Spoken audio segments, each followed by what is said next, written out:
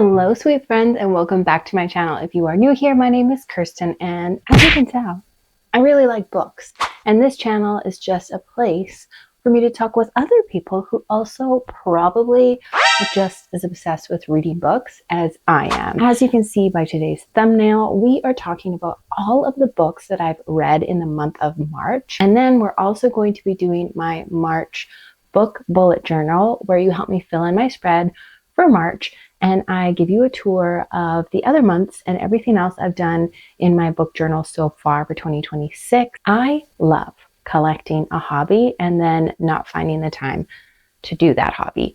So usually by the time I actually remember to get to my bullet journal, I'm like, wow, it has literally been a month since I opened up that bad boy. So it's time to make some time to get to my journaling, because I really do love doing bullet journaling with my books and just kind of reminiscing about all of the fun things that I've read, some of the memories that I have on my Bookstagram account and with my book club as well. So that's kind of what my book journal is all about. I don't really put written out reviews in my journal. It's more just a space for me to kind of scrapbook my reading journey and my reading platform experience into a journal. Before I talk about all of the books that I read in the month of March, let's go ahead and start my book bullet journal.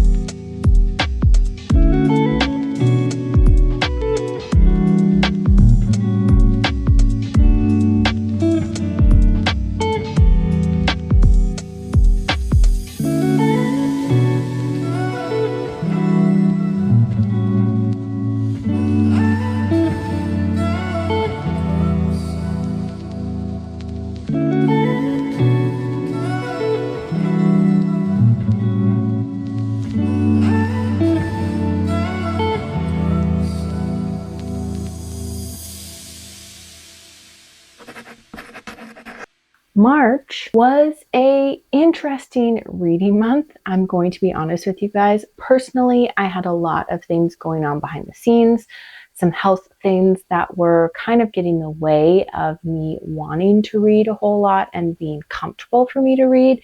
But I was actually super surprised at how many books I ended up reading by the end of the month. I always find myself in the first 2 weeks of a month thinking like, usually I can read 10 books. I don't know how that's going to be humanly possible when I've only read a few. And then I get to the end of the month and bam, I've read however many books, 8, 9, 10 books. That seems to be about the average for how many books that I have read. So this was a look at what my TBR was supposed to be for March. And this is what I ended up reading. So we had a range of lots of different genres. We had everything from sci-fi to romance, dark romance, literary fiction, all of the things. If you are new here and you don't really know me personally as a reader, I am what you would call a genre jumper, meaning I am not someone who likes to stick with one specific genre. Usually I like romance in my books. So that is one thing that I'm like a stickler for, is that I will probably get bored if there is no romance or even tiny little subplot of romance. Will I read a book without it? Yes. But do I prefer my books to have some form of a love story in it? Yes, I'm going to be honest with you. That's just a little bit about me as a reader. And if you are a genre jumper like I am, definitely stick around. Make sure you hit that subscribe button so that you can see all of the genres that I have gotten to and that I will get to in the future. But March ended up being my biggest reading month so far. I did end up reading 10 books. We did 2 audiobooks, and one audiobook was a 5-star read. Like, when I tell you, I was so emotional after reading that book for the silliest reasons ever. I don't know what it was about that book, but I feel like everybody felt the exact same way. And I have literal FOMO over the fact that I have not seen the movie yet. And if you don't know what book I'm talking about, it is Project Hail Mary. I loved listening to this audiobook. I'm so glad that that is the format that I decided to pick this book up with, because I don't feel like I would have enjoyed it quite as much if I had read it. I feel like with the audiobook, there are so many like performance choices that they made that were so perfect to like enhance the story. And if you had read it, like the physical copy of that book, I don't feel like people would have had the same experience as I did as an audiobook listener. So if you have not dove into that book yet, I am going to stand high up on my tippy toes here, telling you, screaming to you that you need to do the audiobook version of Project Hail Mary. If you've never heard of it, it is a sci-fi book. It is about a man who wakes up in space, and he's the only one on his little rocket ship that is alive, essentially. And his memory is coming back in tiny, slow pieces. So he doesn't understand why he's up in space. He doesn't understand what is going on.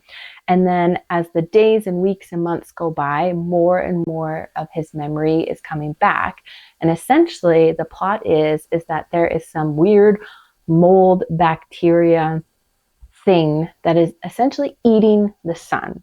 And if they don't figure out how to get rid of what they're calling astrophage, then basically the human race and the earth will be no more. So this man has been sent up into outer space to try and study astrophage to figure out how exactly they can get rid of it so that he can save the entire planet. So like, no big deal, right? You're up in space all by yourself and it's all on your shoulders to save humanity and the earth as we know it. It was a lot of scientific talk that I did not understand, but I am a vibes girly, and even if I don't understand everything that's going on, if the vibes are good and the plot is there and the narrators are amazing at what they do, I am sat and I am listening the whole entire time. I guess the only note that I did have is that the ending to me, I loved, but I also hated it.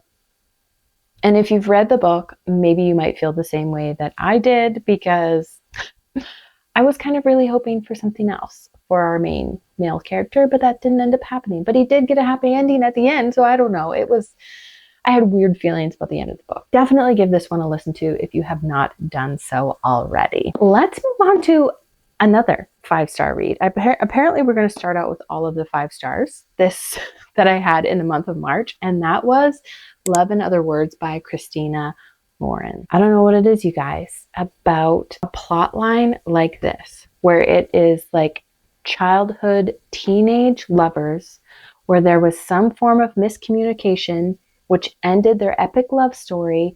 Then they part ways, and then somehow the universe brings them back together and they realize, wow, I never truly got over you and I still have feelings for you, but I'm still hurt about the situation that tore us apart.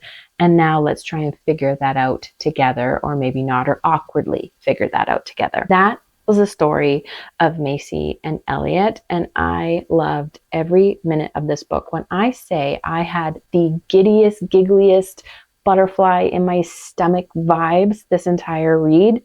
I am not joking, you guys. This was beautifully written. I loved the dual timeline of the flashbacks of when they were in love when they were teenagers, and then to present day where they were figuring out their feelings towards each other and everything else. This was so good. If you are looking for something that will give you butterflies and that beautiful epic romance story, you need to read this book.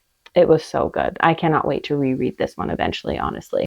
Then we took a dark dive into a trilogy that people say is one of the best dark romance series out there. So I had very high expectations for this set of books. And I don't really know exactly how I feel. Like, I feel like maybe had I read this earlier on in my reading journey, I probably would have felt the same. And it also could have been like mentally where I was at in March. Like I said, I had some health things going on. And so with those health things and then reading this very dark, gruesome series, it was like, wow, like, not only is my mood down in the dumps, but this whole series is also down in the dumps and dark and like woo. So it was quite the experience. I'm not going to lie to you guys. And if you haven't figured out what series I'm talking about, it is the Edge of Darkness trilogy by Lee Rivers. Feelings, words, this was my rating for this book series overall.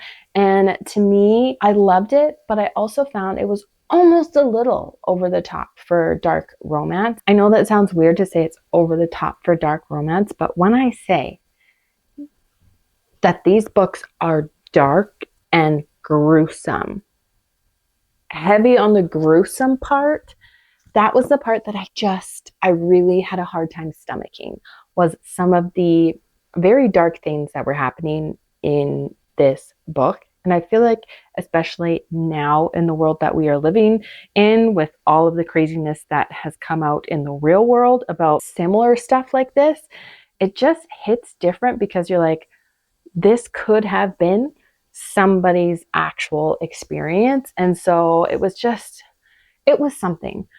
But I will say that Cade and Stacy's love story was interesting. It was toxic. It's all about Cade and Stacy, as I said, and they were, again, childhood lovers, where a miscommunication, a very dark miscommunication happens.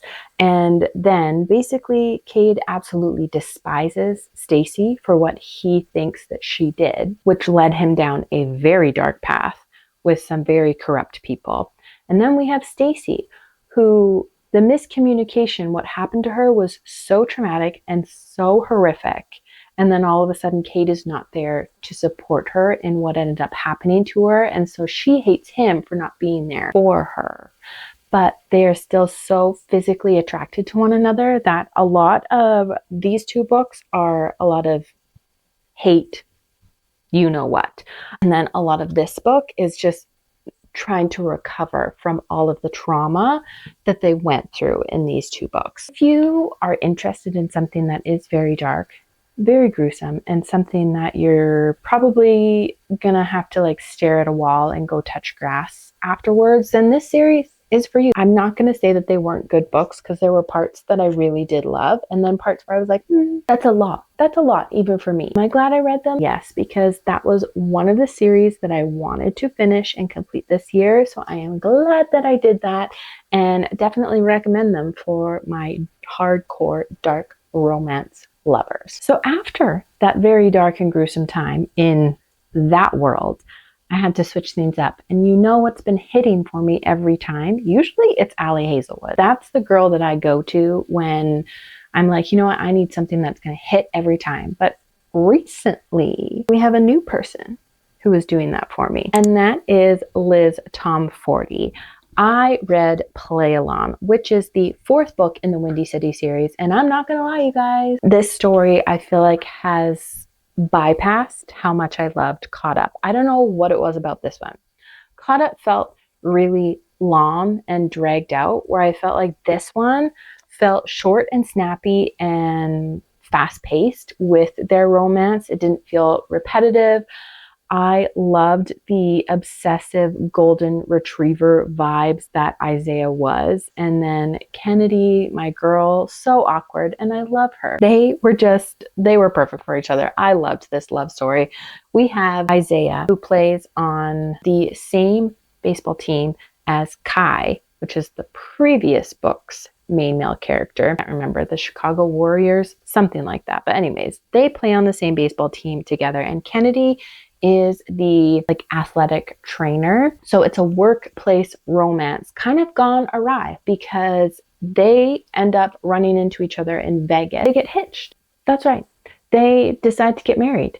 I will not tell you why, because you have to read the book to find out why. But then they're like, we cannot make this, we have to make this fake marriage work because Kennedy is up for a job promotion and she doesn't want to look bad by not only marrying a player that she works for, but then getting divorced from said player. So Isaiah, because he is obsessed with her and has been obsessed with her since we first met these two characters, he will do whatever Kennedy needs, and that is to be her fake husband until she finally realizes that he should actually be her real husband.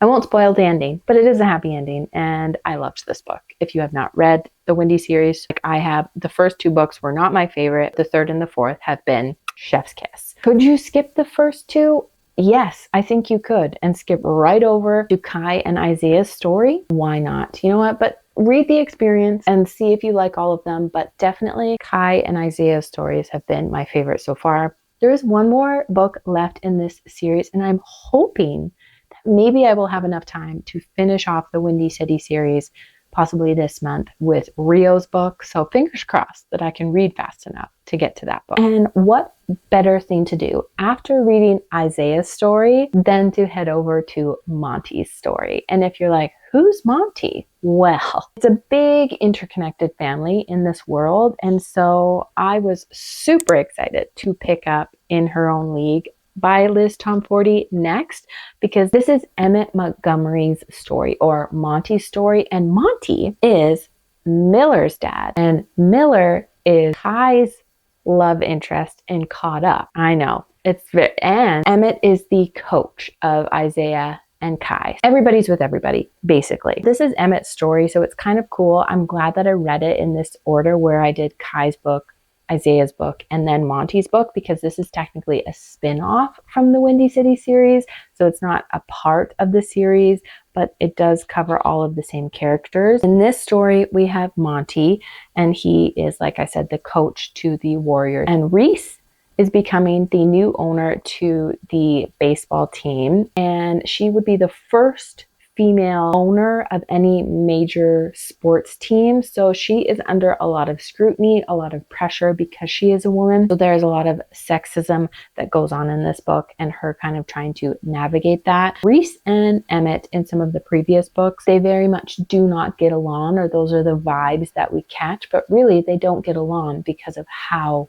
physically attracted they are to one another. And all of that boils out in this book, and I won't spoil the ending for you, but it is a romance book, so I'm sure you can guess what ends up happening to Reese and Monty. If you like the older daddy type trope, then I feel like you would like this book. Next book that I ended up reading was the next book in the Plated Prisoners series, and that was this chunky monkey, Glow. Wow. These books, they just keep getting more intense as the series goes on. So I've talked about the Plated Prisoner series before. We have Auren, who is our main female character. She is gilded, or gold, all over. And in the first book, she is a prisoner to King Midas, or like a gilded pet. I guess not a prisoner, but she is stuck in a cage. So it's kind of like being a prisoner.